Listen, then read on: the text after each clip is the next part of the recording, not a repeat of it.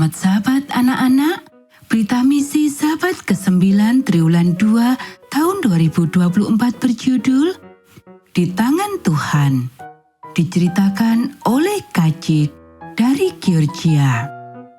Apakah Anda tahu cara yang benar untuk duduk di kursi? Kajik tahu cara yang benar untuk duduk di kursi tingginya. Kajik adalah seorang anak laki-laki yang sangat kecil di negara Georgia. Tetapi dia tahu bahwa bagian bawah tubuhnya seharusnya berada di dudukan kursi tingginya ketika dia makan sarapan atau makan siang atau makan malam. Namun suatu hari, Kajik memutuskan untuk mencoba sesuatu yang baru. Ibu menempatkannya di kursi tinggi untuk makan malam yang lezat dengan makaroni dan krim asam. Kajik sangat menyukai makaroni dan krim asam. Tetapi dia berpikir bahwa rasanya akan lebih enak jika dia memakannya sambil duduk di sandaran kursi tinggi daripada di kursi seperti biasanya. Kajik menggeliat dari kursi dan duduk di sandarannya. Dia menyukai kebiasaan barunya ini. Kakinya tidak lagi terjebak di bawah meja kecil yang menjadi tempat makan malamnya di kursi tinggi. Kajik juga menyukai suasana yang baru. Dia melihat ke sekeliling ruangan dan menyantap makaroni dan krim asam. Tiba-tiba dia terjatuh ke belakang.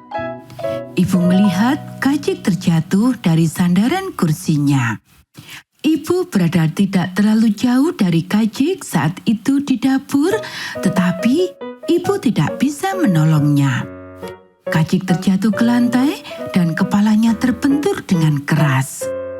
Sang ibu berteriak dan berlari menghampiri anak laki-laki itu. Selama beberapa menit, Kajik tidak bergerak sama sekali. Matanya terbuka dan menatap kosong ke satu sisi. Sang ibu mendekap anak kecil itu dalam pelukannya dan berdoa. "Tolonglah dia, tolonglah," katanya. "Tuhan, kembalikan anakku. Saya tidak akan pernah membiarkan hal ini terjadi lagi." Waktu seakan berhenti. Tiba-tiba, Kajik mulai menangis. Ketika sang ibu mendengar tangisan itu, hal itu mengingatkannya akan tangisan Kajik ketika dia dilahirkan. Rasanya seperti dia dilahirkan kembali. Kajik menatap ibu. Matanya normal. Dia bisa melihat ibu dengan sempurna. Dia tidak ingat apa yang telah terjadi. Dia hanya tahu bahwa kepalanya sakit. Tetapi ibu ingat apa yang telah terjadi. Dan itu adalah pengalaman yang menakutkan. Dia berterima kasih kepada Tuhan.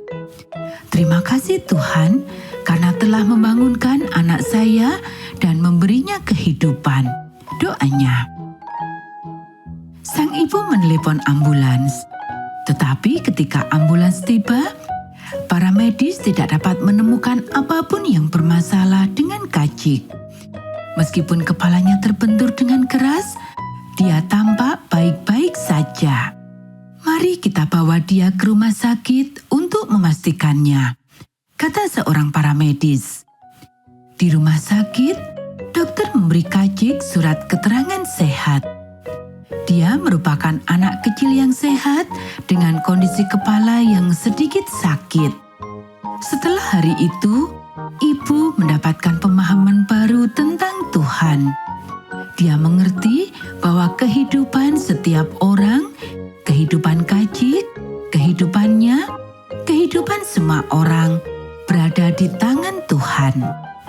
Dia bahagia karena hal itu. Begitu juga Kajik. "Hidup saya ada di tangan Tuhan," katanya.